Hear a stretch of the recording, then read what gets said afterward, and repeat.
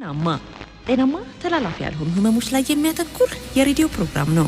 ጤናማን ሁልጊዜ በአእምሮአች የሚመላለሱ አሳሳቢ የጤና ችግሮች ላይ መረጃ ለመስጠት አዘጋጅተነዋል።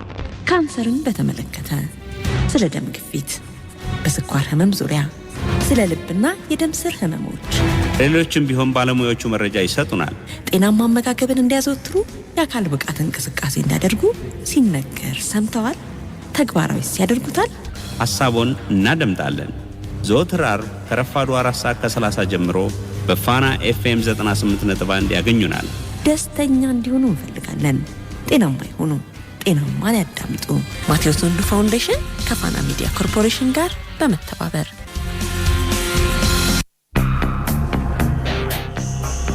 ሰላም አድማጮች እንደምን አላችሁ? ዘወትር ዓርብ በዚህ ሰዓት የሚጀምረው ፕሮግራማችን ነው ጀምሯል። በዋናነት እንግዲህ ተላላፊ ያልሆኑ ህመሞች ላይ ያተኮረ ነው ፕሮግራማችን። ከስፖርት ቀጥሎ ይደመጣል። ተያያዥ ናቸው። ስፖርት እኛም የአካል ብቃት እንቅስቃሴ አድርጉ እንላለን፣ አንዱ መርሃችን ነውና ሁልጊዜም እንግዲህ እነዚህን ተላላፊ ያልሆኑ ህመሞችን እያነሳን ባለሙያዎችን እየጋበዝን የምንወያየው። ዛሬም እንግዲህ አንድ ርዕሰ ጉዳይ ይዘን መተናል። ሰሞኑን አንድ ስልጠና ላይ ተገኝቼ ነበርና ከሱ አጋጣሚ ጀምሬ አንዳንድ ሀሳቦችን ላካፍላችሁና ስልጠናው እንግዲህ ጤናማ አመጋገብን ማዘውተርን የተመለከተ ነበረ። እንግዲህ አሰልጣኛችን የስነ ምግብ ባለሙያ ወይዘሮ ተርሲት ነበረች። ታዋቂ ዳይቲሻን ወይም የስነ ምግብ ባለሙያ ናት። ተሳታፊዎቹ ወደ 200 የምንጠጋ ሰዎች ነበርን። ሁላችንንም አስቆመችንና አንድ ጥያቄ መጠየቅ ጀመረች። ጥያቄ ያለን ኤክሰርሳይዝ ታደርጋላችሁ፣ ትለማመዳላችሁ ብላ አስቆመችን እና የመጀመሪያ ጥያቄዋ እስቲ የደም ግፊት ከፍተኛ የደም ግፊት ያለበት ሰው የምታውቁ ቀኝ እጃችሁን አንሱ የሚል ነበረ። ሁላችንም ቀኝ እጃችንን አነሳን። ሁለተኛ ጥያቄዋ ደግሞ የስኳር ታማሚ የሆነ ሰው በቤተሰባችሁም፣ በአካባቢያችሁ፣ በጎረቤትም በስራ አካባቢም የምታውቁ እንደዚሁ ግራ እጃችሁን አንሱ አለችን። እኛም ግራ እጃችንን አነሳን። የምናውቃቸው ብዙ ሰዎች አሉና ሌላው ጥያቄዋ የልብ ታማሚ የምታውቁ የሚል ነበረ። በልጆችም በአዋቂም ላይ የልብ ህመም ያጋጠመው ሰው የምታውቁ የቀኝ እጅ ጣቶቻችሁን አንቀሳቅሱ ብላ ጠየቀችን። ዞር ብዬ ሳይ ሁሉም ሰው እጆቹን የቀኝ እጆቹን ጣቶች ያንቀሳቅሳል። ሌላ ጥያቄ አስከተለች። የካንሰር ታማሚ የሆነ ሰው የምታውቁ የግራ እጅ ጣቶቻችሁን አንቀሳቅሱ ስትል እንዲሁ ጠየቀችን። ሁላችንም የግራ እጅ ጣቶቻችንን ማንቀሳቀስ ጀመርን። ዞር ብዬ ስመለከት ሁሉም ሰው ቆሟል። የሁሉም ሰው እጆቹን አንስቷል። ሁሉም ሰው ጣቶቹን ያንቀሳቅሳል። ስለዚህም እነዚህ ችግሮች የሁላችንም ናቸው ብላ ስልጠናዋን ቀጠለች። ጤናማ አመጋገብን በማዘውተር እንግዲህ እነዚህን ህመሞች በተቻለ መጠን አስቀድመን እንከላከል የሚል ነበር የእሱ አጠቃላይ የስልጠናው ሀሳብና እኔም ስመለከት እነዚህ ህመሞች ለካ ያልገቡበት ቦታ የለም፣ ያልነኩት ቤተሰብ ያልነኩት ሰው የለም የሚል ነገር ነው ያስረዳኝና እናንተም አድማጮች እንግዲህ በየአካባቢያችሁ እነዚህ ህመሞች ማን ላይ አጋጥመዋል የሚለውን እያሰባችሁ በተቻለ መጠን እንግዲህ ራስን መጠበቅ፣ መከላከል ህመሞቹን ካልሆነ ደግሞ እንግዲህ ቶሎ መታከምና ከፍተኛ የስቃይን መቀነስን በቃ ሁልጊዜም ልንተገብረው የሚገባ ነገር እንደሆነ ማስረዳት እንዳለብኝ አስቤ ነው ዛሬንም ፕሮግራም በዚህ ሀሳብ የጀመርኩት። እንግዲህ እነዚህን ስንጠቀልላቸው እነዚህ የልብ ህመሙም፣ የስኳሩም፣ የደም ግፊቱም እያልን የምንጠቅሳቸውን ተላላፊ ያልሆኑ ህመሞች እንላቸዋለን። ከሰው ወደ ሰው በባክቴሪያም በቫይረስም ስለማይተላለፉ ነው። አሁን እንግዲህ የብዙዎች ችግር ሆኗል። በተለይ ደግሞ በከተሞች አካባቢ ከአኗኗር ለውጥ ጋር ተያይዞ የብዙዎች ስጋት ሆኗል። ብዙዎችም ለመከላከል የራሳቸውን አቋም አስተካክለዋል። አመጋገባቸው ለሚጠነቀቁ ሰዎች ብዙ ሆነዋል። እንዲሁም ደግሞ አልኮል መጠጥ የማይጠቀሙ ብዙ ሆነዋል። የማያጨሱም እንደዚሁ እየበዙ ነው። የሚጨስበት አካባቢ የማይገኙ ሰዎች ብዙ ናቸው። በተሻለ መጠን የአካል ብቃት እንቅስቃሴ የሚያደርጉ እንደዚሁ ብዙ ናቸው። የግድ ጂም ስፖርት ሜዳ መሄድም አይጠበቅም። በእግራቸው የሚንቀሳቀሱ ሰዎችን እናያለን። ይህም እንግዲህ የተስተካከለ አቋም እንዲኖርና ሰውነታችን በአግባቡ ስራውን እንዲያከናውን ያደርጋል። የተሟላ ጤናም እንዲኖር ያደርጋልና በከተማም በገጠርም የሚኖሩ ሰዎች እንግዲህ በተለያየ መልኩ ልናያቸው እንችላለን። ገጠር አካባቢ ላይ በአካል የሚደረግ እንቅስቃሴ ብዙ ነው። ስለዚህም ሰዎች ሰውነታቸው አቋማቸው የተስተካከለ ሆኖ እናያቸዋለን። ከተሞች አካባቢ ላይ ደግሞ እንግዲህ ያው እንደምናየው በትራንስፖርቱም የሚሄድ ሁኔታ ብዙ ነው። ቁጭ ብለንም ቤት ውስጥ እንቅስቃሴ አናደርግም። ቁጭ ብለን የምናከናውናቸው ስራዎች እየበዙ ነውና ይሄ እንግዲህ ለጤና ችግሮች ይዳርጋልና በተቻለ መጠን እንጠንቀቅ የሚለውን ነገር እናስተውሉ። አካሄዳችን ምን ይመስላል፣ ህይወታችን ላይ ያለው ለውጥ ምን ይመስላል፣ እንዲሁም ደግሞ ምን ማድረግ አለብኝ የሚለውን ለራሳችሁ ከራሳችሁ ጋር ብትወያዩበት መልካም ይሆናል። ነገ እንግዲህ ብዙ የጤና ችግሮችን ከማስተናገድ ይልቅ ዛሬ ላይ መጠንቀቁ መልካም ስለሆነ ነው ይህንን ሀሳብ እንደመነሻ ያነሳሁት። ዛሬ እንግዲህ አላማን ወይም ደግሞ ግብን በጤና በመኖር ጤናን በመጠበቅ አላማን ስለማሳካት የተነጋገርነው ቆይታ የምናደርገው እንግዳችን ዶክተር በአካል አማረ ነው። ወጣት የስነ አእምሮ ሐኪም ነው። በዘውዲቱ ሆስፒታል ነው የምታገኙት። ዶክተር በድጋሚ ተገናኝተናል። እንኳን ደህና መጣ። እሺ በጣም አመሰግናለሁ። እንኳን ደህና ጠበቃችሁኝ። እንግዲህ አላማን ለማሳካት ጤና ያስፈልጋል ብለን ተነስተናልና ጤናን በመጠበቅ አላማን ማሳካት ነው የዛሬ ርዕሰ ጉዳያችን። ነገር ግን በህይወት ውስጥ አላማ ግብ የምንላቸው ነገሮች ምንድናቸው ከሚለው ብንነሳ መልካም ነው። ጥሩ። እነዚህም ነጥቦች ከማንሳታችን በፊት በመጀመሪያ ደረጃ እነዚህን ነገሮች ስንወያይ በቻልነው አቅም ሰዎች በተለያየ ሁኔታ ውስጥ እንደሚኖሩ እናውቃለን። በብዙ አስቸጋሪ ሁኔታዎች ውስጥ የሚያልፉ ሰዎች እንዳሉ እንረዳለን። ግን ደግሞ አንዳንድ ጊዜ በችግሮች ውስጥ እያለፍን ሁልጊዜ ችግሩን ብቻ ማውራት፣ መናገር፣ እሱ ላይ ማሰላሰል ብቻ ደግሞ መፍትሄ ብቻ አይሆንም ደግሞ። ስለዚህ መፍትሄዎችን ከማሰብ አንጻር እነዚህ ነገሮች መወያየቱ ተገቢ ስለሆነ ነው የምናወራው እንጂ እንረዳለን። አንዳንዴ የማይሆን ነገር እያወራን እንዳይመስል አንዳንድ ሰዎች በጣም ችግር ውስጥ በጣም ከባድ ሁኔታ ውስጥ ላሉ ሰዎች የማይተገበር ነገር እያወራን እንዳይመስል በማለት ነው። ወደ ነጥቡ ስንመጣ እንግዲህ አላማና ግብ በጣም አስፈላጊ ነገሮች ናቸው በህይወታችን ውስጥ። አላማ ስንል በጣም ሰፊ ሀሳብ ነው አይደለ? የህይወታችን አጠቃላይ አቅጣጫን የሚወስን አይነት ነገር ነው አላማ። ለምን እኖራለሁ የሚለውን ጥያቄ ምን መልስበት አይነት ትልቅ ሀሳብ ነው። ይሄ እንግዲህ አላማ የምንለው ነገር ከእሴቶቻችን፣ ከችሎታችን፣ ከፍላጎታችን፣ ከሰዎች ጋር ካለን ግንኙነት አንጻር ሊወሰን ይችላል። ስለዚህ አላማ በጣም ሰፋ ያለ ህይወታችንን የምናይበት፣ ለምን እንደምንኖር የምናስብበት አይነት ጽንሰ ሀሳብ ነው። ግብ ወይም ደግሞ ጎል የምንለው ደግሞ አላማውን ወደ ተጨባጭ ወደ ሆነ ውጤት የሚቀይር በተጨባጭ ሁኔታ የተለካ ጊዜ ውስጥ የተቀመጠ እርምጃ ነው። ለምሳሌ አላማው የረዥም ጊዜ ራዕይ ቢሆን ግቦች ደግሞ ደረጃ በደረጃ የሚደረሱ እርምጃዎች ናቸው ማለት ነው። ስለዚህ አንደኛውን የሚያግዝ ነው። አላማ ሰፊ ነው፣ ግብ ደግሞ ወደ አላማ የምንደርስበት መንገድ ወይም ደረጃ ነው ማለት ነው። መልካም።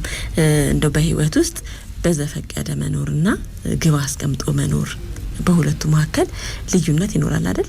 አዎ። ምንድነው ልዩነታቸው? ስለዚህ አንድ ሰው አላማ ይዞ አላማው ላይ ለመድረስ ደግሞ ግብ አስቀምጦ ሲሄድ ውሳኔዎቻችን የምንራመድበት፣ የምንሄድበት፣ ጊዜያችንን የምናሳልፍበት፣ ትኩረታችንን የሚወስደው ሁሉ ያንን ግብ ለማሳካት ይሆናል ማለት ነው። ስለዚህ በሚጠቅም መንገድ ነው የምንመራው። ከዛም ውጪ ደግሞ ውጤቱ ተሳካም አልተሳካም ትምህርት የምናገኝበት፣ እድገት የምናገኝበት ይሆናል ማለት ነው። በአብዛኛው ጊዜ ይሳካል። አንዳንድ ጊዜ ደግሞ ሳይሳካ ሲቀር ደግሞ ከነገሩ ተምረን ድጋሜ ከዛ ትምህርት ወስደን የምንሄድበት አይነት ይሆናል። ስለዚህ አላማ አለው። አቅጣጫው ፊት ለፊት ነው። ጊዜያችንን፣ ገንዘባችንን፣ ጉልበታችንን ሁሉ ወደዛ ጉዳይ አተኩረን የምንሄድበት ይሆናል። ስለዚህ ሰዎች በዚህ አይነት ሁኔታ ሲሄዱ ትኩረታቸው የታወቀ ነው፣ ሀሳባቸው የታወቀ ነው፣ ስሜታቸው የታወቀ ነው። በዛ መሰረት ይሄዳሉ። ስለዚህ ከተሳካ በጣም ጥሩ፣ ካልተሳካ ደግሞ ተምረው ወደ ቀጣዩ ነገር እንዲሄዱበት ያደርጋል ማለት ነው። በዘፈቀደ መኖር እኛ ሳይሆን የምንመራው ነገሩን ሁኔታዎች ይመሩናል ማለት ነው። ስለዚህ ብዙ ጊዜ በረዥም ጊዜ ባዶነት ስሜት ውስጥ ይከተናል። የጊዜ ኪሳራ፣ የቁስ የገንዘብ ኪሳራ፣ ራሳችንን መቆጣጠር ማቃት ያስከትላል። ሁለቱም ህይወት ናቸው። ግን አንደኛው አቅጣጫ ያለው ወደ ሆነ ቦታ የሚያደርሰን ነው። አንደኛው ደግሞ ግራ መጋባት ውስጥ የሚወስደን ነው። ስለዚህ ልዩነታቸው ይህን ይመስላል ማለት ነው። መልካም። እንደው በስራ አጋጣሚ አላማዬን ማወቅ አልቻልኩም፣ በቃ አላማዬ ምን ይሁን ብለው የሚጠይቁ ይሁን ምንም የለኝም፣ ግብ የለኝም በህይወቴ ውስጥ እና እስቲ ግብ ስሩልኝ፣ አስቀምጡልኝ ወይ ደግሞ እስቲ ምከሩኝ የሚሉ ሰዎች አጋጥመው ያውቃሉ? ብዙ አለ።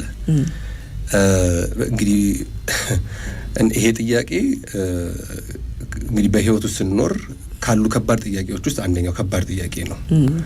ሰዎች በራሳቸው ፈልገው ሲያገኙት በጣም ጥሩ ነው፣ ግን ለመምከር ትንሽ አስቸጋሪ ይሆናል። ግን ደግሞ ምንም ቢሆን ደግሞ የተወሰኑ ሀሳቦችን መስጠት እንችላለን። ለምሳሌ በህይወት ዓላማ ላይ የተለመዱ አተያዮች አሉ። ሰዎች በተለያየ መንገድ ነው ህይወትን የሚያዩት፣ ዓላማቸውን የሚያዩት፣ ለምን እኖራለሁ የሚለውን የሚያዩበት መንገድ የተለያየ ነው።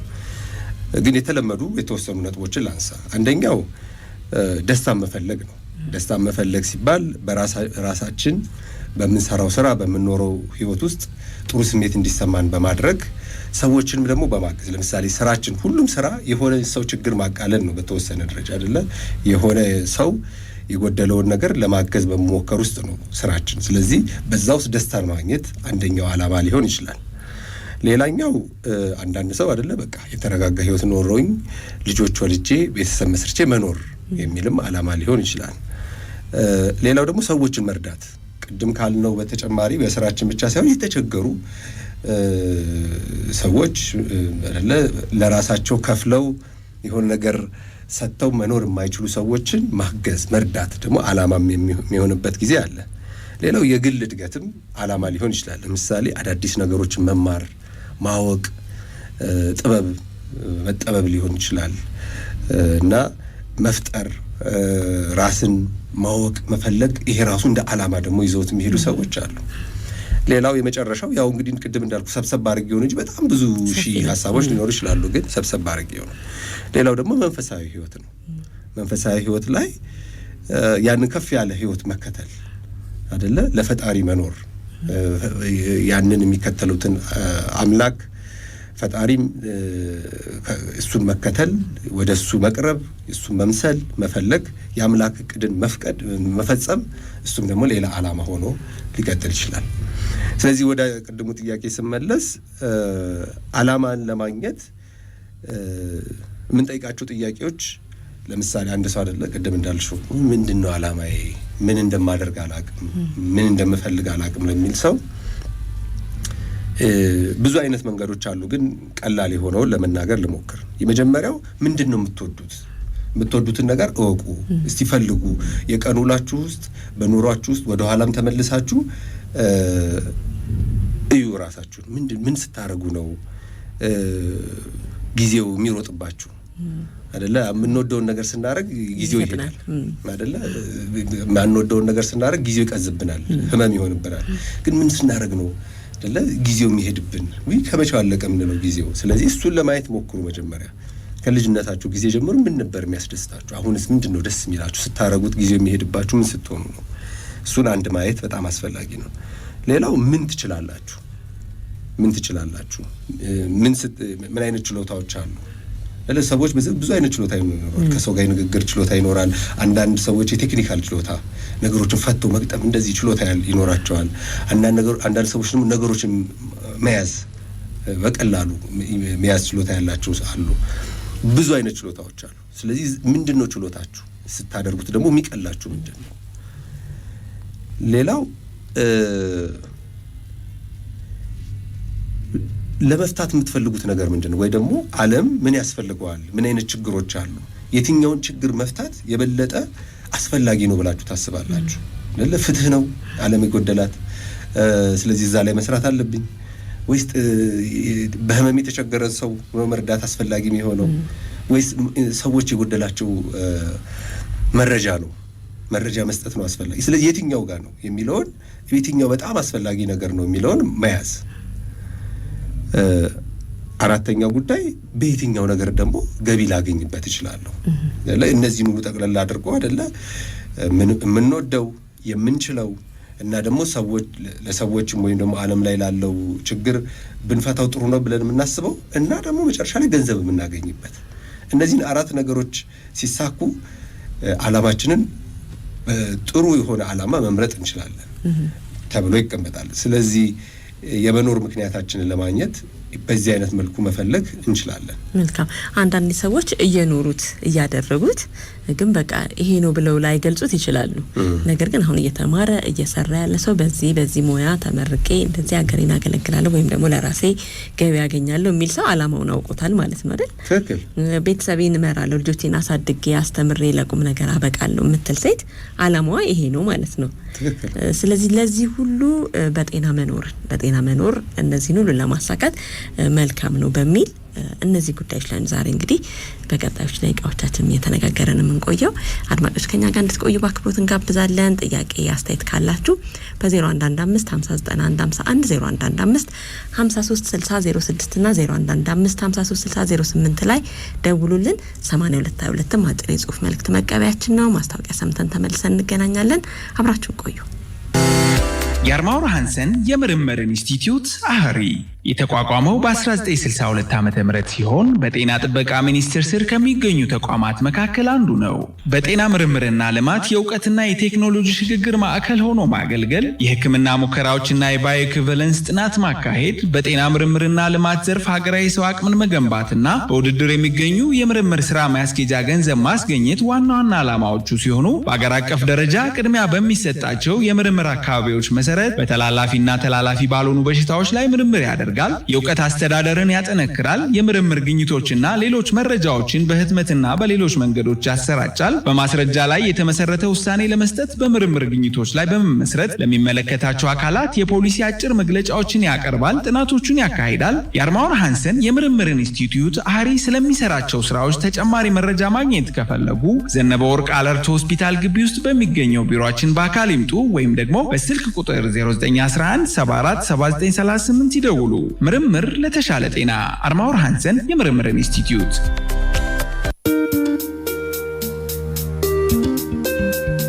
በዓለም ዙሪያ በሚሊዮን የሚቆጠሩ ህጻናትና ወጣቶች ከአይነት አንድ የስኳር ህመም ጋር እየኖሩ እንደሆነ ያውቃሉ? እነዚህ ልጆች በትክክለኛ ህክምና፣ በተከታታይ ክትትልና በቤተሰብ ድጋፍ ጤናማና ውጤታማ ህይወት ሊኖራቸው ይችላል። አይነት አንድ የስኳር ህመም የሚከሰተው ሰውነት በቂ ኢንሱሊን ማምረት ሲያቆም ሲሆን ለዚህም እስካሁን ድረስ አንድ ብቻ የሚባል መንስኤ አልተገኘም። አይነት አንድ የስኳር ህመም በፍጥነት የሚመጣ ህመም ነው። ከምልክቶቹ መካከል ብዙ ሽንት መሽናት፣ ከፍተኛ ጥማትና ረሃብ፣ ክብደት መቀነስ፣ የእይታ ብዥታና ድካም ይገኙበታል። አይነት አንድ የስኳር ህመም ያለበት ልጅ ኢንሱሊን በየቀኑ መውሰድ የሚኖርበት ሲሆን የደም ስኳር ክትትል፣ ጤናማ አመጋገብ፣ የአካል ብቃት እንቅስቃሴና መደበኛ ህክምናዊ ክትትል ማድረግ ያስፈልጉታል። ብዙ ቤተሰቦች ልጅ ወደፊት ምን ይሆናል ብለው ይጨነቃሉ። ከአይነት አንድ የስኳር ህመም ጋር የሚኖሩ ሰዎች ሐኪም፣ መምህር፣ መሐንዲስ፣ ፓይለት ወይም አትሌት ሊሆኑ ይችላሉ። የአይነት አንድ የስኳር ምርመራ የህይወት መጨረሻ ሳይሆን አዲስ የጤና አስተዳደር ጉዞ መጀመሪያ መሆኑን ይወቁ። ይህ መልእክት የተዘጋጀው የኢትዮጵያ ስኳር ህመም ማህበር ከቼንጂን ዲያቤቲስ ኢን ችልድረን ጋር በመተባበር ነው።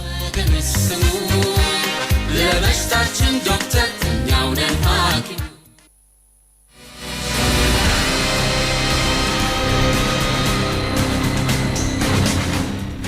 ተመልሰናል አድማጮች። ጤናማ የተሰኘውን ፕሮግራማችን እያደመጣችሁ የምትገኙት ስፖንሰሮቻችንን አርማውር ሃንሰን የምርምር ኢንስቲትዩትና የኢትዮጵያ ስኳር ህመም ማህበርን እጅግ በጣም እናመሰግናለን። አንጋፋ ተቋማት ናቸው። ሁለቱም እንግዲህ በጤናው ዘርፍ ላይ ትልቅ አበርክቶ አላቸው። አርማውር ሃንሰን የምርምር ኢንስቲትዩት እንግዲህ ሀገራዊ በሆኑ እንቅስቃሴዎችም ላይ ትልቅ ተሳትፎ ያደርጋል። ባለፈው ሳምንትም በአረንጓዴ ችግኝ ተከላ ላይ ከመላው ሰራተኞቹ ጋር ተሳትፎ ትልቅ ውጤት ያመጣ ነው። እንዲሁም ደግሞ ሌሎችም ስራዎች ላይ በተለይ ደግሞ ጤናው ምርምር ላይ እየሰራ ይገኛል። ልታገኟቸው በምትፈልጉ ሁሉ በአለርት ሆስፒታል ግቢ ውስጥ ታገኟቸዋላችሁ። የኢትዮጵያ ስኳር ህመም ማህበርም እንዲሁ ሌላው ስፖንሰራችን ነው። እጅግ በጣም እናመሰግናለን። ለበርካታ ዓመታት የስኳር ህሙማንን በመደገፍ የሚታወቅ ተቋም ነው። እጅግ በጣም እናመሰግናለን። እንቀጥላለን። ዶክተር እንግዲህ አላማና ግብ ላይ ያተኮረን የዛሬ ፕሮግራማችን በዚህ ውስጥ ደግሞ ጤናን ጠብቆ እነዚህን ማሳካት ነው። ሁለቱም ተያያዥ ነገሮችም አላቸው። በቆይታችን እናነሳለን። እንደው አላማ ያለው ህይወት፣ ግብን እያሳካ የሚሄድ ህይወት ጠቀሜታው ምንድነው የሚለውን እናንሳ። ስለዚህ ቅድም እያል እንደነበረው አላማ አንድ ሰው ሲኖረው ህይወቱም ላይ በጣም ትልቅ ለውጥ ይኖረዋል። ጥቅሙ ከፍተኛ ነው። ስለዚህ የመጀመሪያው ነገር ትርጉምና አቅጣጫ ይሰጠናል ለህይወታችን። ህይወታችን ትርጉም ማግኘቱ በጣም ትልቅ ነገር ነው። አቅጣጫ ይሰጠናል። ቅድም እንዳልነው የምናረገው ነገር፣ የምንውለው ሁኔታችን ሁሉ በአላማችን ዙሪያ ይሆናል።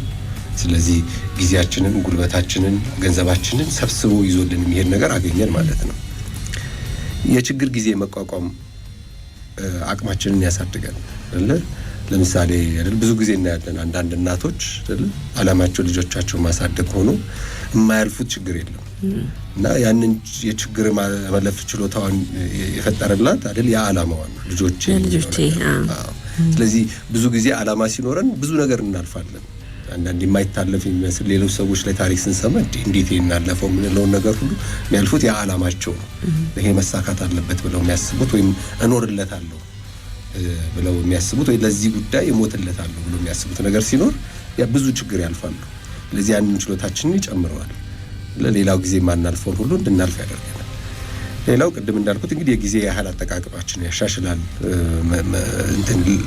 ዝም ብሎ ጊዜያችን እንዳያልፍ አንደኛው በህይወት የምንሸለመው ትልቁ ነገር ጊዜ ነው። ጊዜ አጭር ነው፣ ያልፋል። ስለዚህ በዛ ጊዜ ውስጥ የምናደርገውን ነገር ተቆጥቦ የተሰጠን ስለሆነ ያንን ጊዜ በተመጠነ መልኩ እንድንጠቀምበት ያደርጋል። ሌላው ከሌሎች ሰዎች ከራሳችንና ከሌሎች ሰዎች ጋር ጥልቅ ግንኙነት እንዲኖረን ያደርጋል። ከራሳችንም ጋር ለስንነጋገር ከዓላማችን ጋር ያለውን ነገር እያሰብን ስለሆነ ጥልቅ የሆነ ንግግር ውስጣችን ስሜት እንዲፈጠር ያደርጋል። ከዛ አልፎ ደግሞ እኛ ብቻ አይደለም በዓለም ላይ የምንኖረው ብዙ ሰዎች አሉ። ከዛ ውስጥ ደግሞ ልክ እንደኛ አይነት ዓላማ ያላቸው ብዙ ሰዎች አሉ። ስለዚህ እነዛን ሰዎች በዓላማችን ምክንያት እንድንገናኝ ያደርጋል። በስራ በኑሮ እንገናኛለን። ስለዚህ በጣም ከፍ ያለ ግንኙነት እንዲኖረን ያደርጋል። ሰዎች ላይ የራሳችን ዓላማ ያላቸው ሰዎች ስናገኝ በጣም ከፍተኛ ጥሩ ስሜት ነው የሚፈጥርልን እና ያ ደግሞ ልናሳካ ያሰብነውንም ነገር ያግዘናል። ልምዶችን እንካፈላለን፣ ችግሮችን እንድናልፍ ያደርገናል እና ይሄ ሁሉ በጣም ትልቅ ጥቅም ነው። የመጨረሻው ትልቁ ጥቅም ደግሞ የአእምሮ ጤናን ይረዳል። ብዙ ጊዜ ዓላማ ያላቸው ሰዎች የባዶነት ስሜት አይሰማቸውም። ይሄ ዓላማቸውን የማያውቁ ሰዎች የባዶነት ስሜት ነው የሚሰማቸው። ህይወታቸው ለምን እየኖሩ እንዳሉ አይረዱትም እና እሱን ማጣት በጣም ከባድ የባዶነት ስሜት ይፈጥራል። የባዶነት ስሜት ደግሞ ከፍ ሲልም ለተለያዩ ስሜቶች ውስጥ ይከተናል። ለድባቴ አይነት ስሜቶች ውስጥ ሊከተንም ይችላል እና የአእምሮ ጤናችንንም ይጠቅማል ማለት ነው። ስለዚህ አሁን ጠቅላላ አድርገን ስናየው ከአእምሮ ጤናን መጠበቅ ባሻገር ብዙ ጥቅሞች ይኖሩታል ማለት ነው፣ ማህበራዊ ህይወቱም ሌላውም። ትክክል። መልካም።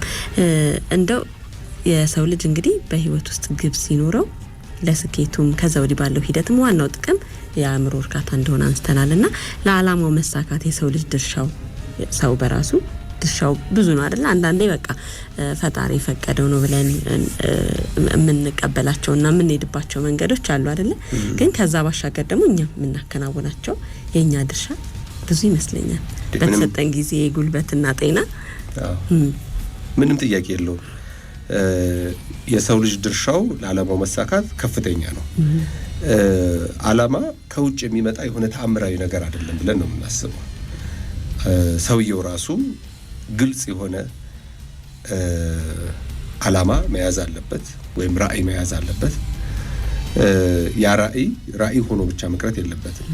አንዳንድ ሰው በህልምና በእቅድ መካከል ያለው ልዩነት ይከብደዋል።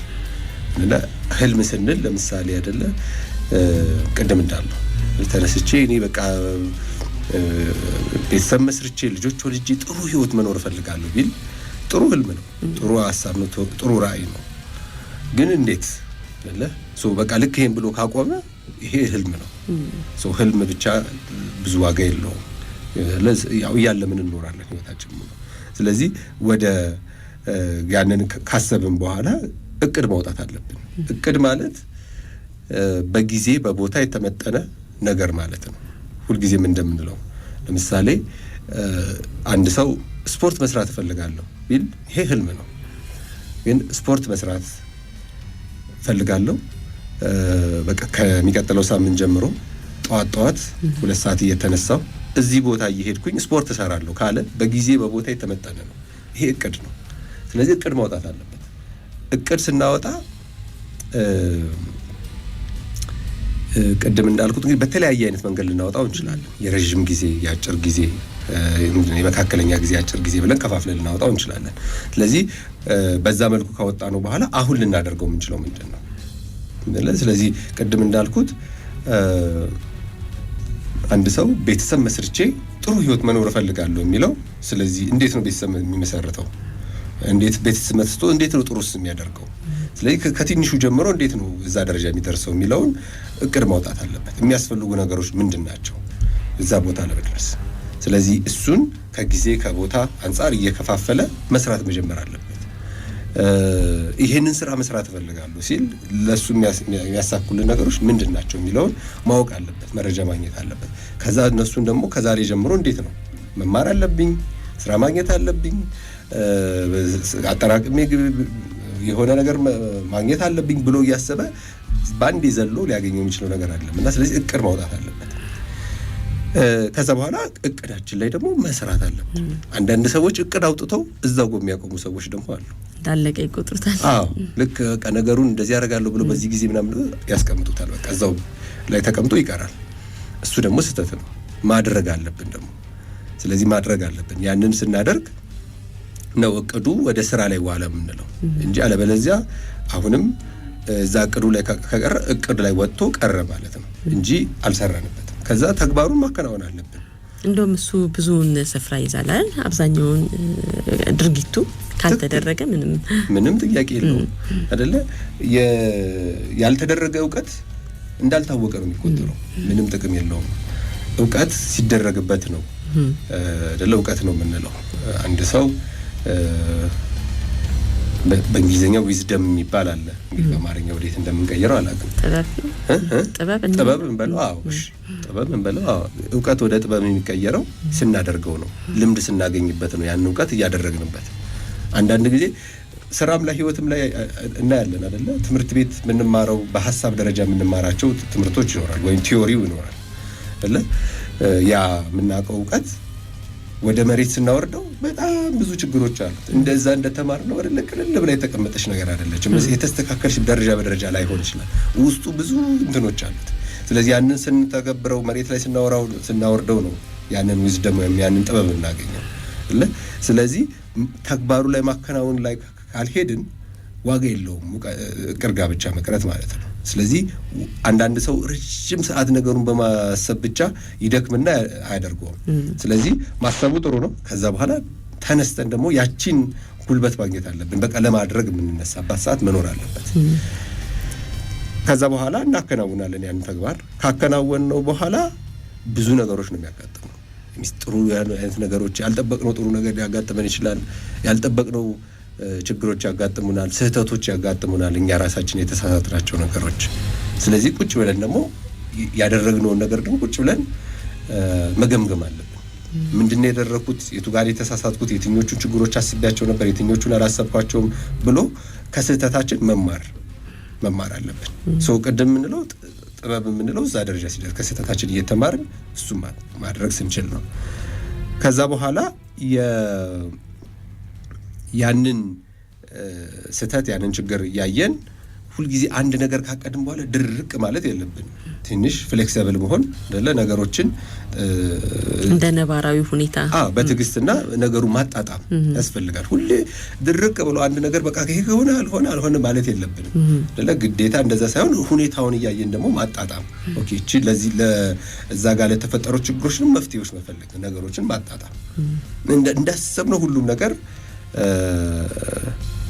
ላይሆን ይችላል። ስለዚህ ሁልጊዜም ውጫዊ ሁኔታዎች ይወስኑታል ህይወታችን ላይ። እድል አንዳንድ ጊዜ እድለኛ ላንሆን እንችላለን።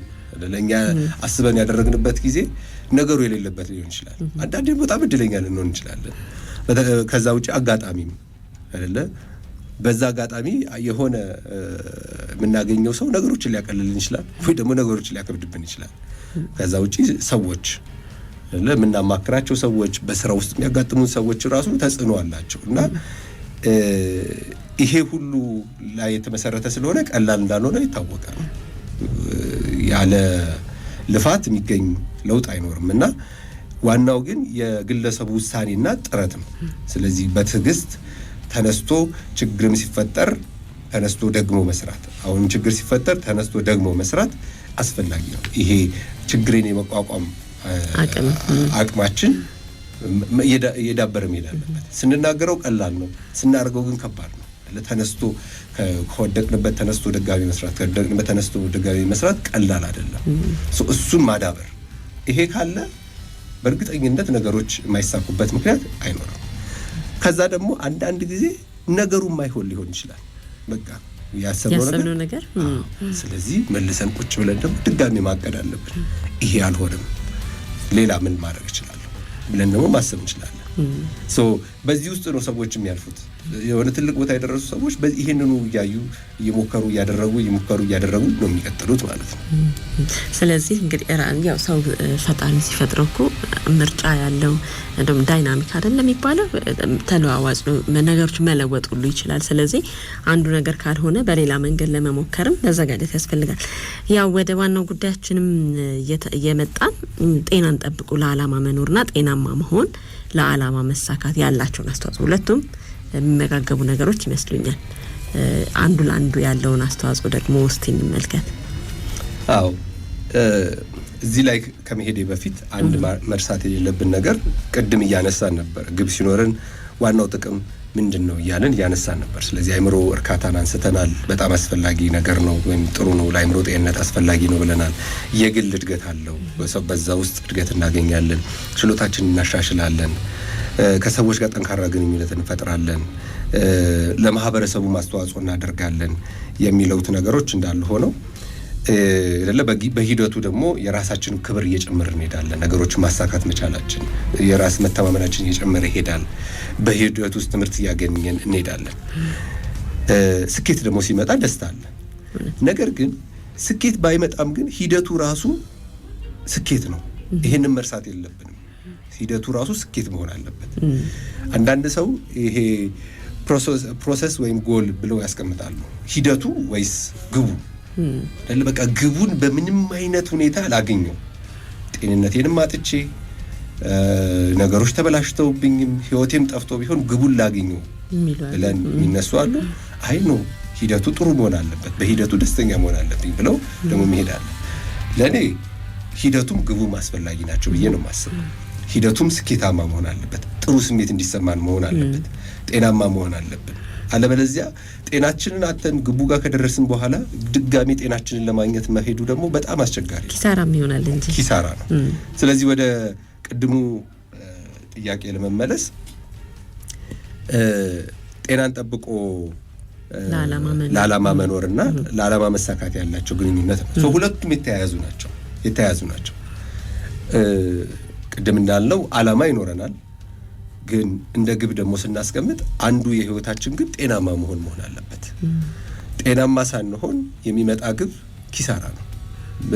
ቅድም እንዳልኩት ሰዎች ጤናቸውን ሰውተው ግብ ካገኙ በኋላ ድጋሜ ጤናን በመፈለግ ያገኙትን ግብ ያጡታል። ስለዚህ መልሶ ኪሳራ ነው፣ ማጣት ነው የሚሆነው። ስለዚህ ጤና ስንል አካላዊ፣ አእምሮአዊ፣ ስሜታዊ፣ ማህበራዊ፣ መንፈሳዊ ጤንነት ሁልጊዜም አስፈላጊ ነው።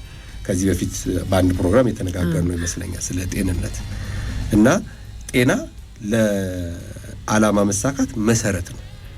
ጤነኛ ካልሆንን ስራችንን መስራት አንችልም። ጤነኛ ካልሆነን ሀሳባችንን ሰብስበን መቆየት አንችልም። ጤናማ ካልሆነን ሰዎችን መርዳት አንችልም። ጤናማ ካልሆነን ራሳችንን ማገዝ አንችልም። ራሳችንን መጠበቅ አንችልም። ስለዚህ ጤናማ መሆን መሰረት ነው። ስለዚህ ጤናማ ካልሆንም ጉልበት፣ ትኩረት፣ ጊዜ ይጠፋል። በተቃራኒው ደግሞ ጤናማ የሆነ ህይወት ለግልጽ አስተሳሰብ እንዲኖረን ያደርጋል። ጠንካራ የመቋቋም አቅም እንዲኖረን ያደርጋል። ረጅም ጊዜ መስራት ችሎታ እንዲኖረን ያደርጋል። ስለዚህ ጤናን መጠበቅ ዓላማውን ለማሳካት ከሚደረጉ ጥረቶች አንዱ ነው። ስለዚህ በጣም አስፈላጊ ነው። ቅድም እንዳልኩት ሁለቱም ተያያዥ ናቸው። ግብ መያዝ ጤንነታችንን ያስተካክልልናል። ጤናማ መሆን ደግሞ ግባችንን እንድናሳካ ያደርግናል። ሁለቱም ተያያዥ ናቸው። ግን ቅድም እንዳልኩት መጀመሪያም ላይ ከግቦቻችን ውስጥ የመጀመሪያውና መሰረታዊ መሆን ጤናማ መሆን አለበት። ከዛ በኋላ ነው ሌላው ነገር መቀጠል ያለበት። ስለዚህ ቅድም እንዳልኩት አካሄዳችን ራሱ ጤናማ፣ ደስተኛ፣ ስኬታማ መሆን አለበት ከግቡ በፊት። በዛ አይነት መልኩ ይሄድ ነው አካሄድ ለግቡ ጋም ሲደርስ በጣም የተሳካ ጤናማ የሆነ ውጤት ይኖረዋል።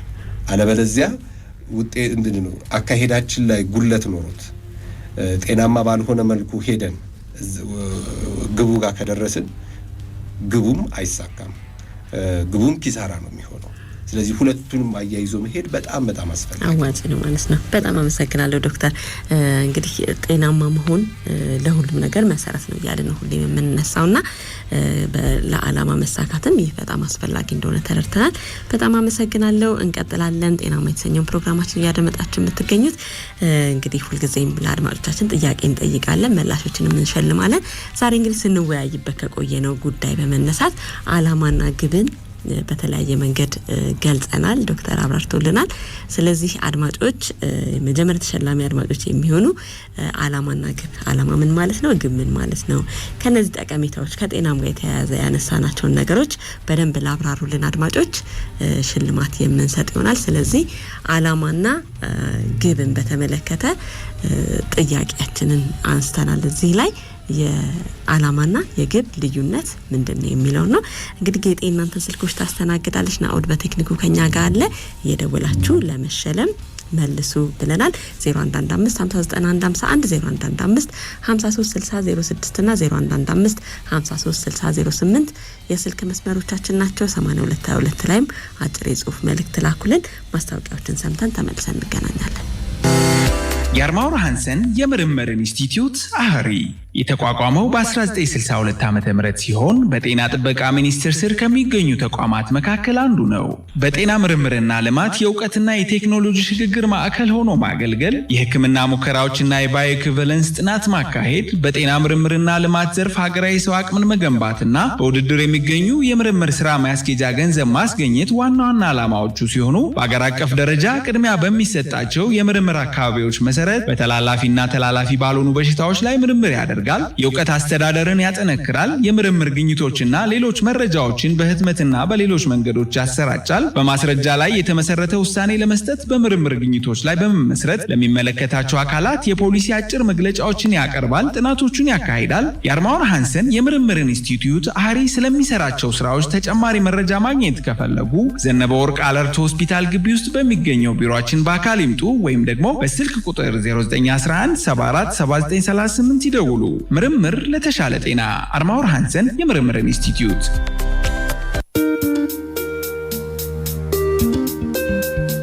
በዓለም ዙሪያ በሚሊዮን የሚቆጠሩ ህጻናትና ወጣቶች ከአይነት አንድ የስኳር ህመም ጋር እየኖሩ እንደሆነ ያውቃሉ? እነዚህ ልጆች በትክክለኛ ሕክምና በተከታታይ ክትትልና በቤተሰብ ድጋፍ ጤናማና ውጤታማ ህይወት ሊኖራቸው ይችላል። አይነት አንድ የስኳር ህመም የሚከሰተው ሰውነት በቂ ኢንሱሊን ማምረት ሲያቆም ሲሆን ለዚህም እስካሁን ድረስ አንድ ብቻ የሚባል መንስኤ አልተገኘም። አይነት አንድ የስኳር ህመም በፍጥነት የሚመጣ ህመም ነው። ከምልክቶቹ መካከል ብዙ ሽንት መሽናት፣ ከፍተኛ ጥማትና ረሃብ፣ ክብደት መቀነስ፣ የእይታ ብዥታና ድካም ይገኙበታል። አይነት አንድ የስኳር ህመም ያለበት ልጅ ኢንሱሊን በየቀኑ መውሰድ የሚኖርበት ሲሆን የደም ስኳር ክትትል፣ ጤናማ አመጋገብ፣ የአካል ብቃት እንቅስቃሴና መደበኛ ህክምናዊ ክትትል ማድረግ ያስፈልጉታል። ብዙ ቤተሰቦች ልጅ ወደፊት ምን ይሆናል ብለው ይጨነቃሉ። ከአይነት አንድ የስኳር ህመም ጋር የሚኖሩ ሰዎች ሐኪም፣ መምህር፣ መሐንዲስ፣ ፓይለት ወይም አትሌት ሊሆኑ ይችላሉ። የአይነት አንድ የስኳር ምርመራ የህይወት መጨረሻ ሳይሆን አዲስ የጤና አስተዳደር ጉዞ መጀመሪያ መሆኑን ይወቁ። ይህ መልእክት የተዘጋጀው የኢትዮጵያ ስኳር ህመም ማህበር ከቼንጂንግ ዲያቤቲስ ኢን ችልድረን ጋር በመተባበር ነው።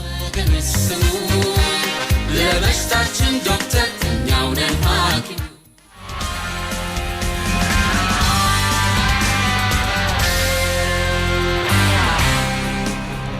አጋሮቻችንን አርማውር ሃንሰን የምርምር ኢንስቲትዩትና የኢትዮጵያ ስኳር ህመም ማህበርን እጅግ በጣም እናመሰግናለን። የኢትዮጵያ ስኳር ህመም ማህበር በአሁኑ ሰዓት እንግዲህ ከተለያዩ የግብረሰናይ ድርጅቶች ጋር በመሆን በኢትዮጵያ ውስጥ በሚገኙ 90 ሆስፒታሎች የስኳር ህመም መድኃኒት ማቅረብ፣ በደም ውስጥ የስኳር መጠን መመርመሪያዎችን በማቅረብ እንዲሁም ደግሞ የተለያዩ ትምህርታዊ እገዛዎችን በማድረግ ላይ ይገኛል። የኛም የፕሮግራማችን አጋር በመሆኑ እናመሰግናለን። ይህ እንግዲህ ግንዛቤ ማስጨበጫም ፕሮግራም ላይ አጋር መሆኑ አንዱ ከስራዎቹ ከዓላማዎቹ መካከል የሚጠቀስ ነው። በጣም ነው የምናመሰግነው። እንቀጥላለን። ጤናን ጠብቆ ለዓላማ ስለመኖር እየተወያየን እንገኛለን። ዶክተር እንደው በእኛ ሁኔታ በእኛ አኗኗር ጤናችንን ጠብቀን ለዓላማ በመኖር ውስጥ ላይ ነው የምንገኘው ወይስ ደግሞ ስኬቱ ላይ ብቻ ብዙዎች ያተኩራሉ? ምን ታዝበሃል? አዎ በትክክል ብዙ ሰዎች ስኬት ለማግኘት ብለው ስኬቱ ላይ ብቻ በማተኮር ጤናቸውን የሚጎዱ ሰዎች እናያለን። ያው የተወሰነ ሰው ደግሞ አይደለ ጤንነቱን እየጠበቀ ለስኬቱም ደግሞ የሚሰራ ሰዎች አሉ። ሁለቱም አይነቶች አሉ። እንግዲህ ጥናት ሊያስፈልገው ይችላል ምን ያህል ሰው አለ የሚለው፣ ግን ያው ሁለቱንም አይነት ሰዎች እናያለን። አንዳንድ ሰዎች ቅድም እንዳለው ስኬትን ብቻ በመከተል ጤናቸውን ይጎዳሉ። ከመጠን ያለፈ ስራ፣ እንቅልፍን ማጣት፣ ሱስ መግባት።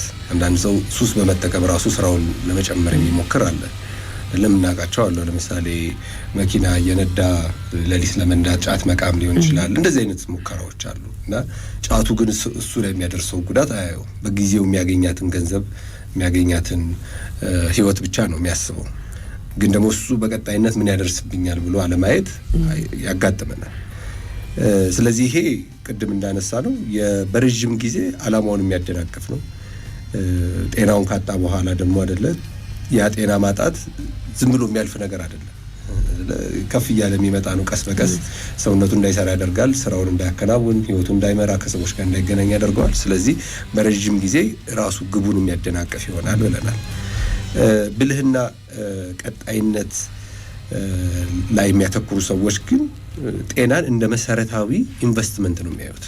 በቃ ስለዚህ ህይወታችን ላይ ቅድም እንዳለው ከግባችን ውስጥ መሰረታዊ መሆን ያለበት ጤንነታችን ነው። ስለዚህ እንደ ኢንቨስትመንት ነው መቆጠር ያለበት። ብዙ ሰዎች አደጋ ህመም ውስጥ ከገቡ በኋላ ያገኙትን ገንዘብ በሙሉ ለሕክምና ማውጣት። ስለዚህ እዚሁ ገባ እዚሁ ወጣ ማለት ነው። እንደዛ እንዳይሆን ኢንቨስትመንት ማድረጉ አስፈላጊ ነው። አንዳንድ ጊዜ ማዝነው አንዳንድ ሰዎች ስለ ጤንነትና ጤንነትን እንዴት ማቆየት እንደሚቻል እውቀቱም የሌላቸው ሰዎች አሉ። በቃ ህይወታቸው ላይ ይሄንን መረጃ የላቸውም። ያው ከቤተሰባቸው አጠገባቸው ካለው ሰው ያደረገውን ነገር መልሶ በማድረግ የሚኖሩ ሰዎች አሉና ለእነዚህ ሰዎች አዝናለሁና ይሄ አይነት እውቀት ከሌለን ቁጭ ብሎ ማየት ያስፈልገናል። እንዴት ነው ጤንነቴን ማስጠበቅ የሚችለው የሚለውን ማየት ማለት ነው። አዎ ጤናዬን እንዴት ልጠብቅ የሚለውን መረጃ ማግኘት ቀላል ነገር አይደለም። እውነት ነው። በዚህ መሀል እንደው ለዓላማችን እየኖርን ጤናችንን እየጠበቅን በምንሄድበት ጊዜ ዓላማችንን የሚያደናቅፉ ነገሮች ይኖራሉ። መሰረታዊ ነገሮች እኛ ራሳችን ላንሄድባቸው የሚገቡ መንገዶችና እነሱን ደግሞ እስቲ እናንሳ። ሱስ ሊሆን ይችላል፣ አጓጉል ጓደኝነት መፍጠር ሊሆን ይችላል። ብቻ የተሳሳተ መንገዶችንም በህይወት ውስጥ መከተል ሊሆን ይችላል። ዓላማችንን የሚያደናቅፍ የምንለው ምንድን ነው?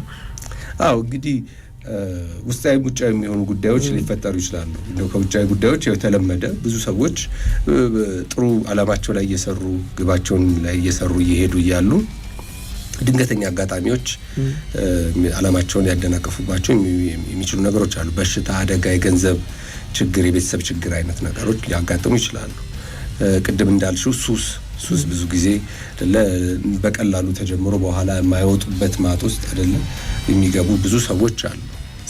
አይነቱም እየበዛ እኮ ነው አይደል? አሁን የሱሱ ቁማሩ ምንም ሱስ እየሆነ ትክክል። ቁማር የምናውቃቸው እነዚህ ጫት፣ ሲጋራ፣ አልኮል አይነት ሱሶች አሉ። ሌሎችም የተጨማሪ ሱሶች አሉ። ከዛ ውጪ ማህበራዊ ሚዲያ፣ አደንዛዥ እነዚህ አይነት ሱሶች ስልካችን ራሱ ሱስ ሆነብን አንዳንድ ሰዎች አይደለ ከዛ ውስጥ መውጣት የሚያቀታቸውም ሰዎች ይኖራሉ። ግን ቅድም እንዳልነው ሱስ ህይወታችን እንደሚያበላሻው ቀን መጀመሪያውኑ መጠንቀቅ፣ ወደ ሱስ ውስጥ እንዳንገባ መሞከር፣ ከገባንም ደግሞ ቶሎ ለመውጣት ቁርጠኛ የሆነ ልፋት ደግሞ ያስፈልገናል። ወደ ያንን ነገር ሊያግዘን ወደሚችል ተቋም ቦታ በመሄድ ማለት ነው። ሌላው ይሄ ተስፋ መቁረጥ፣ የራስ ትችት፣ በነገሮች አለመርካት፣ ግልጽ ያልሆነ ወይም ደግሞ ከዓላማ ጋር የማይጣጣም ግብ ሊሆን ይችላል። በጣም ከፍ ያለ ሊሆን ይችላል። እነዚህ አይነት ግቦችም ሊያደናቅፉብን ይችላሉ። የማህበረሰብ ጫና እና ንጽጽር ሌላው የሚያደናቅፍብን ነገር ነው። ሰዎች ራሳቸውን ከሆነ ሰው ጋር እያወዳደሩ የራሳቸው ጥሩ ጎን እና ያደረጉት ነገር የማይታያቸው ሰዎች አሉ። ስለዚህ በኋላ ላይ የሆነ አቋራጭ መንገድ መፈለግ፣ የያዙትን ግብ ትተው ወደ ሌላ አቋራጭ መንገድ መፈለግ የሚሄዱ ሰዎች አሉ። ሌላው ጊዜያችንን ማስተዳደር ማቃት፣ የሆነ ጉዳይ እንያዝና በሌላ ነገር እንጠፋለን። ጊዜውን ብዙ ነገር ይወስድብናል። ከዛ ዋናው ግባችንን ሳናደርገው እንቆያለን። ስለዚህ ብዙ እንቅፋቶች አሉ። ትክክል ነው። እንደዚህ በሚሆን ጊዜ ተስፋ እንዳንቆርጥ አስቀድመን ማድረግ ያለብን ዝግጅት ምንድነው?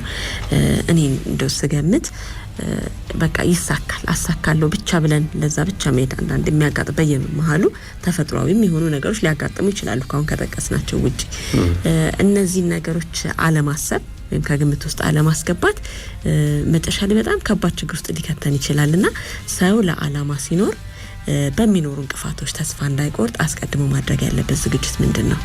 ትክክል ነው። የመጀመሪያው ነገር ህይወት የተስተካከለች መንገድ አይደለችም። እሱም ሁሉ ጊዜ ማሰባችን አስፈላጊ ነው። የምንሄድበት መንገድ ሁሉ ውጣ ውረድ እንዳለው ማወቅ አስፈላጊ ነው። ከዛ ውጪ ግን ዓላማና ግቦችን በግልጽ መጻፍ ለምንድን ነው የዓላማ ያግብ የሚያስፈልግ ለምን እንደሆነ እንደሚያስፈልገን መጻፍ ያንን እያወቀው ስንመጣ አይደለ ነገሮችን ያቀልልናል አይደለ ችግሮችን መቋቋም እንድንችል ያደርገናል። የመጀመሪያው ነገር ለራሳችንም መንገር ለውስጣችን መንገር ይሄ አንዳንድ ጊዜ በይሄ በተለመደው ህይወት ውስጥ ስንሄድ እንረሳዋለን። አንዳንድ ነገሮች በዛው ውስጥ እንቀጥላለን። ለራሳችን ማስታወስ ጊዜ ሰጥቶ ያንን ዓላማ ማስታወስ የምንፈልገው ነገር ምን እንደሆነ መንገር ለራሳችን አስፈላጊ ነው።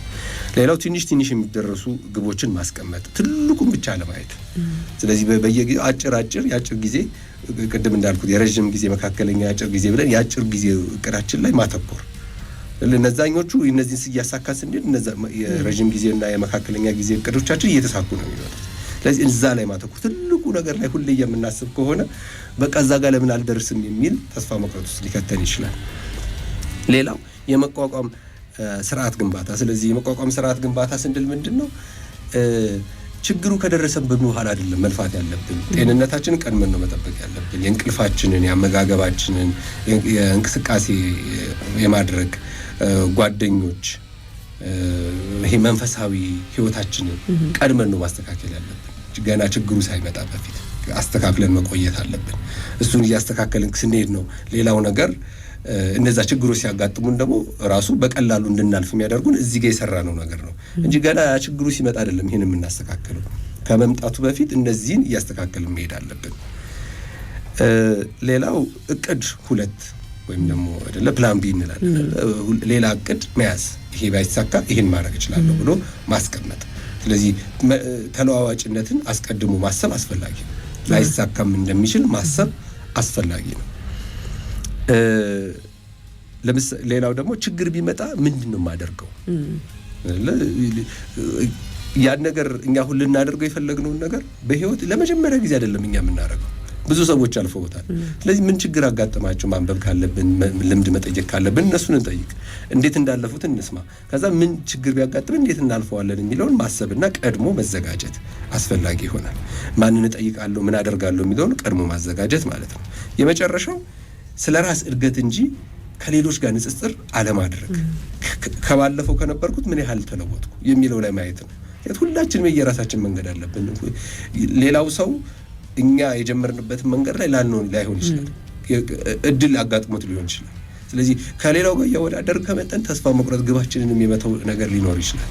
ስለዚህ ከራሳችን ጋር ማወዳደር ከባለፈው ያሁን እንዴት ሆነ ወደ ቀጣይስ እንዴት አሻሽላለሁ እያልን ከራሳችን ጋር ማወዳደር አሁን ያለንበትን ከባለፈው ከራሳችን የባለፈው ህይወት ጋር ማወዳደር አስፈላጊ ሊሆን ይችላል ማለት ነው። መልካም፣ በጣም አመሰግናለሁ ዶክተር። የመጨረሻው ነጥቤ አንድ ሰው እንግዲህ በህይወት መንገድ ውስጥ አላማውን ማሳካት ፈታኝ ሲሆንበት ወይም ደግሞ ባይሳካ ቀድም ያልናቸው የተለያዩ እንቅፋቶች ቢያጋጥሙ ጤናው እንዳይታወክ ምን ማድረግ አለበት? እንግዲህ አሁን በዚህ ውጥረት ውስጥ ሲመጣ ደም ግፊቱ ይመጣል፣ ስኳሩ ይመጣል፣ ነገሮች አልተሳኩም ብሎ ተስፋ መቁረጡ፣ የአእምሮ ህመሙም አለ፣ ሌላውም አለና እነዚህ እንዳይመጡ ምን ማድረግ አለበት? አዎ የመጀመሪያው ራሳችንን ከውጤቱ አለመለየት ነው። ማለት ምንድነው ውጤቱን ከራሳችን መለየት። ስለዚህ ውጤቱ አልተሳካም ማለት እኛ አልተሳካልንም ማለት አይደለም። እሱን መለየት ያስፈልጋል። ሌላ ዓላማ ሌላ ውጤት መፍጠር ስለሚችል ሰው ማለት አዎ እንችላለን። አንዳንድ ጊዜ እኛ የገባንበትና ያልተሳካው ነገር ማንኛውም ሰው ቢገባበት ላይሳካ ይችል ይሆናል። አንዳንድ እኛ ስለሆንን ላይሆን ይችላል። በቃ ነገሩ የማይሳካ ሊሆን ይችላል በተለያዩ ምክንያቱም ሁሉን ነገር እኛ እንቆጣጠረው። ውጫዊ በጣም ብዙ ምክንያቶች ሊሆኑ ይችላል ላይሳካ ይችላል። ስለዚህ ከመለየት ያስፈልጋል አይደል? ስለዚህ ይሄ ነገሩ አልተሳካም ማለት እኛ ውዳቂ ነን ማንችለን የማይሆንን ማለት ላይሆን ይችላል። ስለዚህ እሱን መለየት መሞከር የተፈጠሩት ነገሮችን ምንድነው የተፈጠረው የሚለውን በደንብ መገምገም አስፈላጊ ሊሆን ይችላል። ስለዚህ እዛ ውስጥ ልንማር የምንችለውን ነገር ማየት፣ ስሜትን አምኖ መቀበል ግን በጣም በውስጡ ግን አለመቆየት። ለምሳሌ ሳይሳካ ሲቀር መቼም ደስ የሚል ነገር አይደለም። ስለዚህ በቃ ደስ አለማለቱን ለመሸሸት መሞከር ትክክል አይደለም። በቃ ደስ አላለንም፣ ከፍቶኛል፣ አዝኛለሁ ብለን መቀበል። ከዛ በኋላ ከቻልን እንደዚህ የምናምነው ሚስጥራችንን የሚጠብቅ ለሁሉም ሰው አውሩ አንልም፣ ግን የሚጠብቅልን ሰው ካገኘን ለዛ ሰው ማውራት፣ ስሜታችንን ማውጣት ያስፈልጋል። እንደዛ ካሌለ መጻፍ፣ ስሜታችንን አውጥተን መጻፍ። ከጻፍነው በኋላ የጻፍንበት ወረቀት ቀዳደን መጣን እንችላለን። ግዴታ መቀመጥም የለበት። ከፈለግን ማስቀመጥ እንችላለን፣ ግን ስሜታችን እንዲወጣ ማለት ወይ ደግሞ በመንፈሳዊ ሕይወት ለፈጣሪያችን ጸሎት ማድረግ፣ በጸሎት ውስጥ ደግሞ የተሰማንን ስሜት መንገር ለፈጣሪያችን። በዚህ አይነት መልክ ስሜትን መግለጽ። ስሜት ሲወጣ እንረጋጋለን። ስንረጋጋ ደግሞ ነገሮችን ተረጋግተን እንድናይና እንድንወስን ማድረግ ይችላል። ስለዚህ ሌላው በጣም አስፈላጊ የሆነው ነገር እንቅልፋችንን፣ ምግባችንን፣ እንቅስቃሴ ማድረግ፣ እነዚህ በጣም መሰረታዊ ስለሆነ እነሱን ማድረግ መቀጠል። ቅድም እንዳልኩት ምን ተማርኩ ከችግሩ ከስህተቱ ምን ተማርኩ የሚለውን መጠየቅና ማድረግ።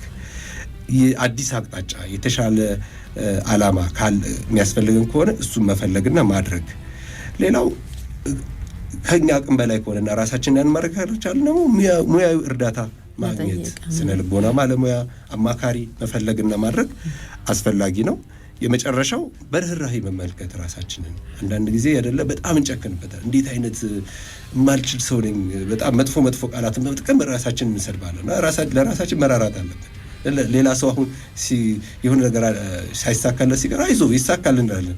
ለራሳችን ግን ላራራ እንችላለን። አንዳንዴ እንደዛ አይነት ምክር አንሰጥም ለራሳችን። ስለዚህ አይዞ አልተሳካም ዛሬ ነገ ይሳካል እንሞክራለን። በድጋሚ ተነስተን ብዙ ሰዎች ደጋግሞ ሞክረው እንደተሳካላቸው እናውቃለን። እና ከዛ አንጻር ራሳችንን በርህራሄ መመልከትም አስፈላጊ ነው። እነዚህ አሁን ውጥረቶቹ ይሄ የሚያመጣቸው ውጥረቶች ሲጨምሩ ሌሎቹ ህመሞች ይመጣሉ አይደል? በተለይ እነዚህ ተላላፊ ያሉ ህመሞች። ትክክል። ስለዚህ ከዚህም በፊት እንዳለው ሰዎች ለረጅም ጊዜ በውጥረት ውስጥ፣ በጭንቀት ውስጥ፣ በድባቴ ውስጥ በእነዚህ አይነት ስሜቶች በሚያልፉበት ጊዜ የበሽታ መከላከል አቅማቸው ይደክማል። ለተለያዩ ተላላፊ ላሉ ህመሞች፣ ለልብ፣ ለደም ግፊት፣ ለስኳር አይነት ህመሞች የመጋለጥ እድላቸው ከፍ እያለ ይመጣል። ይሄ የታወቀ ሳይንሳዊ ግኝቶች ናቸው። ስለዚህ በተቻለ መጠን በፕሮግራም መኖር፣ በአላማ መኖር፣ ለአላማ ግብ ማስቀመጥና በጥንቃቄ መኖር፣ መርጦ መኖር፣ ወደተሻለው መንገድ መምጣት፣ አላማዎችን ከሚያደናቅፉ ነገሮች መቆጠብም መልካም ነው። ዛሬ እንግዲህ በቆይታችን የነበረን ትልቁ ሀሳብ ይሄ ነው ማለት ነው። ዶክተር በጣም አመሰግናለሁ። ማስታወቂያዎችን ሰምተን ለስንብት ተመልሰን እንገናኛለን።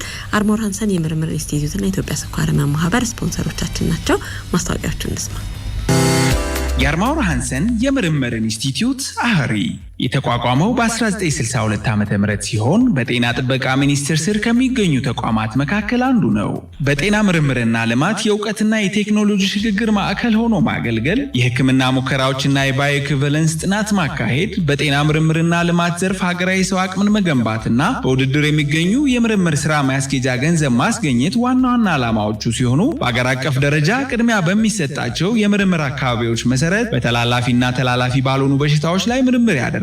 የእውቀት አስተዳደርን ያጠነክራል። የምርምር ግኝቶችና ሌሎች መረጃዎችን በህትመትና በሌሎች መንገዶች ያሰራጫል። በማስረጃ ላይ የተመሰረተ ውሳኔ ለመስጠት በምርምር ግኝቶች ላይ በመመስረት ለሚመለከታቸው አካላት የፖሊሲ አጭር መግለጫዎችን ያቀርባል፣ ጥናቶቹን ያካሂዳል። የአርሞር ሃንሰን የምርምር ኢንስቲትዩት አህሪ ስለሚሰራቸው ስራዎች ተጨማሪ መረጃ ማግኘት ከፈለጉ ዘነበ ወርቅ አለርት ሆስፒታል ግቢ ውስጥ በሚገኘው ቢሮአችን በአካል ይምጡ ወይም ደግሞ በስልክ ቁጥር 0911 74 7938 ይደውሉ። ምርምር ለተሻለ ጤና። አርሞር ሃንሰን የምርምር ኢንስቲትዩት።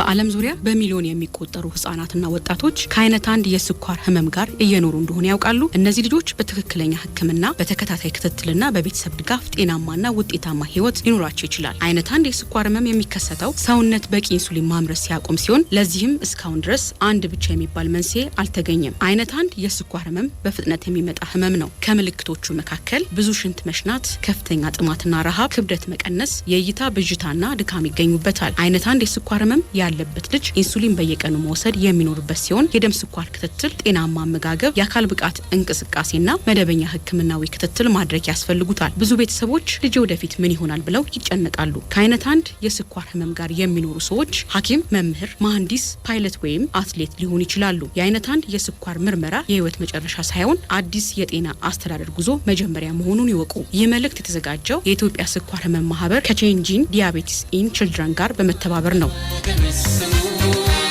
ለበሽታችን ዶክተር እኛው ነን ሐኪም።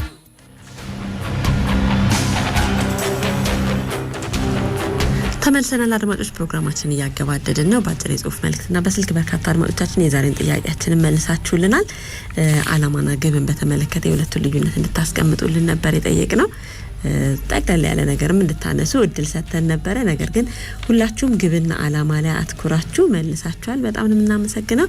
መምህር ኃይለሉል ካላማጣ፣ ግርማ ከቃሊቲ፣ ትርሲት ካስኮ፣ ጉዱ ካሳ ከባህር ዳር፣ ታደሰ ካባዲና፣ ተፈሪ ከካራ፣ አበባ ከቄለም ወለጋ፣ ግርማ በድጋሚ ከቃሊቲ ደውሎ ምላሹን አስተካክሏል። አስራት ከአዲሱ ገበያ ደዋዮቻችን ነበራችሁ። በአጭር የጽሁፍ መልእክትም በ0925 ጀምሮ 00 የሚያበቃ እንዲሁም በ0941 ጀምሮ 13 የሚያበቃ ምላሽ የሞከራችሁ ናችሁ። ሌሎች ደግሞ አስተያየት የሰጣችሁን በርካታ አድማጮች አላችሁ። እጅግ በጣም እናመሰግናለን ሁላችሁንም። የዛሬ ተሸላሚዎቻችን ከአጭር የጽሁፍ መልእክት በ0925 ጀምሮ በ00 የሚያበቃ እንዲሁም ደግሞ መምህር ኃይለሉል ከአላማጣና ግርማ ከቃሊቲ የዛሬ ተሸላሚዎቻችን ይሆናሉ ማለት ነው። እጅግ በጣም እናመሰግናለን። ዶክተር አጠር አድርገን እንደው ማጠቃለያ ሀሳብ ካለ። የሰው ልጅ እንግዲህ በጣም ብዙ ምርጫ አለው። ምርጫ የተፈጠረ ፍጡር ነው፣ ችግሩም ፍጡር ነው። ጤናውን ለመጠበቅ ሲኖር ማድረግ ያለበት ነገር ለበተለይ አእምሮ ጤናውን ለመጠበቅም ጭምር ትክክል። ስለዚህ ህይወት ፍጹም አይደለም፣ ቀላልም አይደለም። አላማ መኖሩ አስፈላጊ ነው። ለአላማችን ደግሞ ግብ መኖሩ በጣም አስፈላጊ ነው። ግን ደግሞ አላማችን ግባችን ራስ እነዚህ ሁለቱ ሀሳቦች ወይም እነዚህ ሁለት ጽንሰ ሀሳቦች ግን ከሰውነታችን ከአእምሯችን ጤንነት ግን አይበልጡም። ጤናማ ሰው አላማውን እንደገና መገንባት ይችላል። የሆነ ነገር ባይሳካለት ጤናማ ከሆነ ሌላ አላማ ማለም ይችላል። ማለም ይችላል። ግቦቹን ማስተካከል ይችላል። እቅዶቹን ማስተካከል ይችላል። ሌላ እቅድ ማሰብ ይችላል። ግን አላማ ያለው ግን ጤና የሌለው ሰው ግን ሁለቱንም ነው የሚያጣው።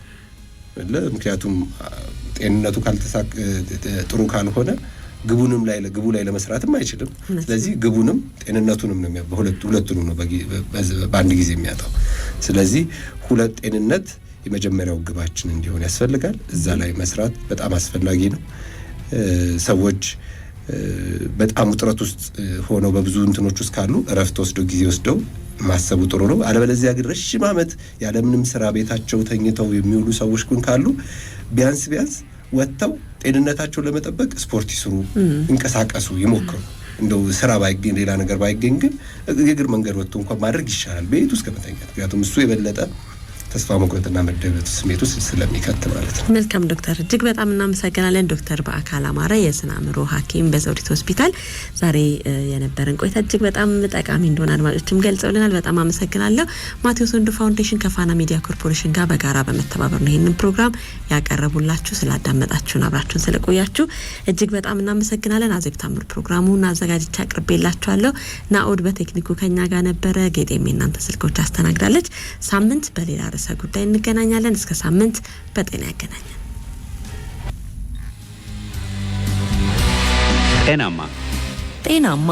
ጤናማ ተላላፊ ያልሆኑ ህመሞች ላይ የሚያተኩር የሬዲዮ ፕሮግራም ነው። ጤናማን ሁልጊዜ በአእምሮአችሁ የሚመላለሱ አሳሳቢ የጤና ችግሮች ላይ መረጃ ለመስጠት አዘጋጅተነዋል። ካንሰርን በተመለከተ፣ ስለ ደም ግፊት፣ በስኳር ህመም ዙሪያ፣ ስለ ልብና የደም ስር ህመሞች፣ ሌሎችም ቢሆን ባለሙያዎቹ መረጃ ይሰጡናል። ጤናማ አመጋገብን እንዲያዘወትሩ፣ የአካል ብቃት እንቅስቃሴ እንዲያደርጉ ሲነገር ሰምተዋል? ተግባራዊስ ያደርጉታል? ሐሳቦን እናደምጣለን። ዘወትር ዓርብ ከረፋዱ 4:30 ጀምሮ በፋና ኤፍኤም 98.1 ያገኙናል። ደስተኛ እንዲሆኑ እንፈልጋለን። ጤናማ ይሁኑ፣ ጤናማን ያዳምጡ። ማቴዎስ ወንዱ ፋውንዴሽን ከፋና ሚዲያ ኮርፖሬሽን ጋር በመተባበር